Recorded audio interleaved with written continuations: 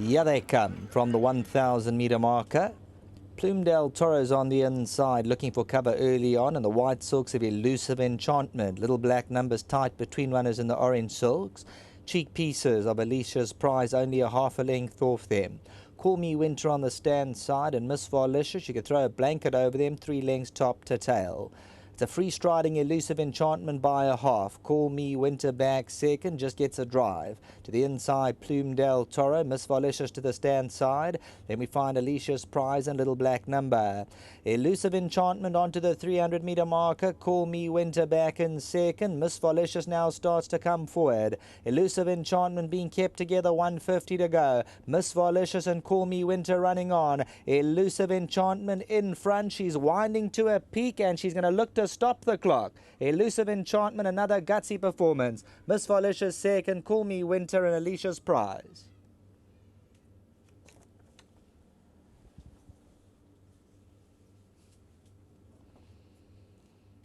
No substitute for class, and although this was a prep run, number 1 Elusive Enchantment, the daughter of Elusive Fort, continues to grind away, and she'll find the post by about a length as they go to the line. 3 parts of a length as Miss Varlicious just cuts it in late on second, but Elusive Enchantment becomes a 6-time winner from her 10 runs to date. So a 60% win strike rate for Elusive Enchantment. Well done to the Duncan House stable, Keegan DeMello.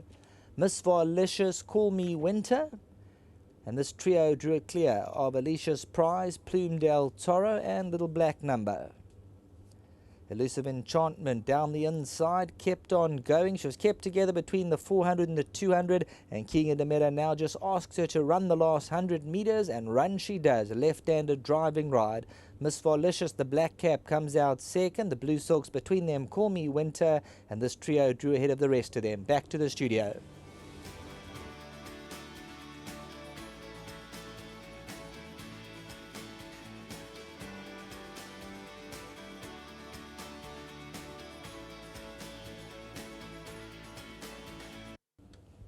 Victory for number 1 Elusive Enchantment, the daughter of Elusive Fort, for the Boschop and Half Fleshes. Duncan Howell's Keegan DeMello. Placings 1, 3, 2, 5 and 6. In the winner's enclosure, Elusive Enchantment, 6 career victory from 10 runs to date, so 60% win strike rate for Elusive Enchantment.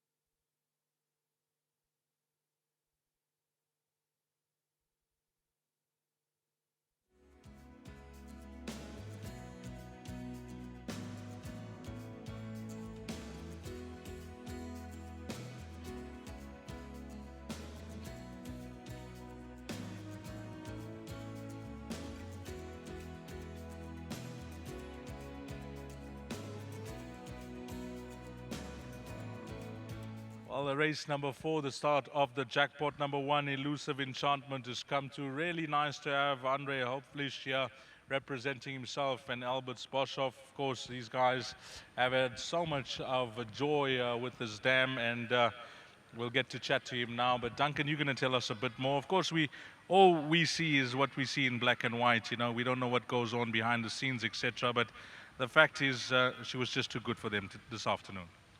She was too good. She wasn't 100% fit. You could see how she was blowing when she came back. Unfortunately, she jarred her knee in her last start. That's why she was off for so long. She was supposed to go to Cape Town last year for the season. There wasn't to be, but I think in retrospect, it's done her the world of good. I always felt this filly would be a decent 4-year-old. And I think if you look at her form in the SA Filly Sprint, she's only beaten 2.5 lengths. Still an immature horse. This filly's come on a lot. Just having a look at the way you brought her along, we don't know what's her immediate plans, but maybe you can, just tell us a bit about where you think she'll be next. Look, I think we'll aim at some of the filly sprinting races in Natal. Andre and I, myself, will discuss possibly the computer form sprint. We've just got to be a little bit careful because she has been off for a while, and to rush up to Joburg, second run after a break, could be a little bit too much for her if you still want to go through the Natal winter, but we'll discuss things as they go along. Numbers in the frame. Anything else from your side, Dunks? These we got chances. Obviously none as good as this filly. I thought Accidental Tourist must have a shot. If she can overcome the draw, she needs a bit of luck. And then the others, I'd say, place chances. Thanks for that, Duncan. Great, thank you. Well done. Let's get Keegan de Mello in. He's having a wonderful afternoon.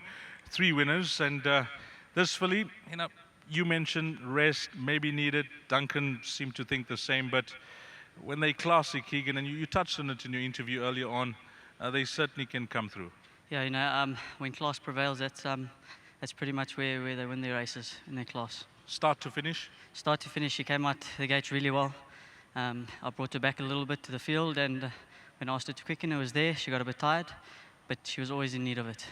She is a filly that you've got to know back home and in races as well. And, whilst we don't want to blow a trumpet against, the sprinters that will be taking their place in those features, she'll hold her own? 100%, 100%. She's a nice type of filly, and she will definitely hold her own. Well done thus far. 3 winners. Well done, Keegan. Thank you very much. He's just one left to Andre and all the other partners, and to the stable, Mr. Howells, Kathy James. Well done. Let's get Andre Hopfleisch in, and pleasure meeting him again. Of course, he's made the trip from Cape Town. Andre, before we even touch on this win, I want to touch on the dam, because it's very seldom that you get the dam producing horses that come to the track and deliver season after season. These, it's quite a strange mare. Nobody wanted her when she was finished with her racing career. She had a heart the size of a soccer ball.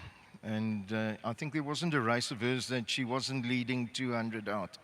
And she had very, very bad knees. And to the extent that I was going to maybe think of bringing her up to Natal after a career in Cape Town. And the vet said to me, he doesn't know how this horse ever raced. Yes. And then I realized that horse going through the pain threshold and showing that gut, you can't find animals like that. Yes.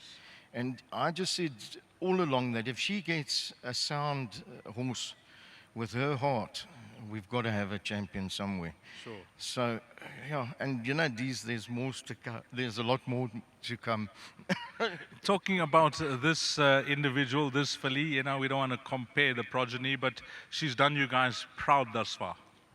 You can't ask for any more, She's got her niggles, like Yes. all fast horses do. And Duncan, as you know, like he did with Via, and maintained her career, doing exactly the same with hers. And he's the master. That's why he's the trainer. And I can't fault it. He's done exceptionally well with her. And I was, I think, more pushy with her career as a 3-year-old. But eventually I had to back off and leave Duncan, because he always said a 4-year-old is what he's looking to do the business with her. So, yeah, and hopefully that's where we are now. Well, to yourself and Albert, hearty congratulations, Andre, and hopefully she can go on to bigger and better things later on in the season. We can all hope. And to Albert, baie mooi my boet. And I've got to say to my wife, thank you for allowing me to be here today and looking after the office.